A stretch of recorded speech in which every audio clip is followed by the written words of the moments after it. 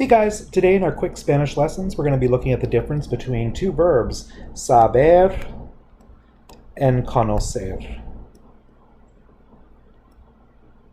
So most Romance languages have two verbs that mean to know. French, for example, has savoir y connaître. Spanish has saber y conocer. Portuguese has it. Italian has it, etc. They both translate in English to know, but they're used in different contexts. So first, let's get the conjugations out of the way. And the conjugations are a normal verb except for the yo form, conozco.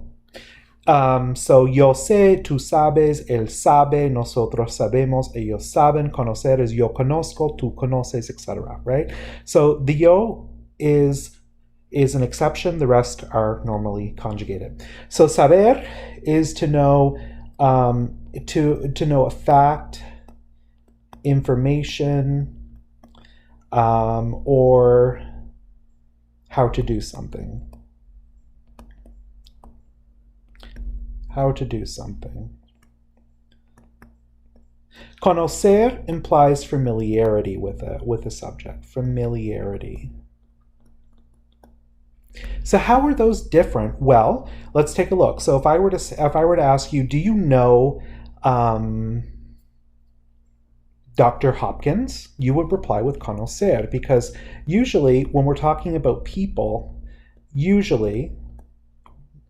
familiarity, we're talking about people, right? We're familiar with them. ¿Conoces a Dr. Hopkins? Sí, yo conozco a Dr. Hopkins. We're talking about people. With saber, we're talking about a fact or a piece of information. So if I were to ask you, do you know where Montgomery Hall is? Montgomery Hall? Montgomery Student Center. Montgomery is? You would say, sí, yo sé dónde está. Saber, if you have blank and the word que, you're probably going to have saber. If you have blank and then a person, and then a, which is a personal a, and then a person plus person, you're probably going to be using conocer there. I can't think of any instances in which you'd use conozco que, because it just sounds weird, or sabes a una persona. So saber en una persona, for example, are you aware that this person exists, would be saber, because that's a fact or a piece of information. But normally when you're talking about people, you're talking about conocer, right? An exception with saber is if you have a verb, right? So for example, you have blank and you have nadar. Do you know how to swim? So this is knowing how to do something. So in this case, you're going to use saber.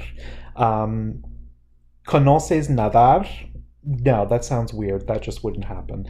And that's pretty much it. That's the basic difference between saber and conocer. Conocer, usually with people. Saber, fact or piece of information or knowing how to do something. Keep in mind the word que, sabes que, or conoces a. Those are two of your big clues. And that's it. Nos vemos.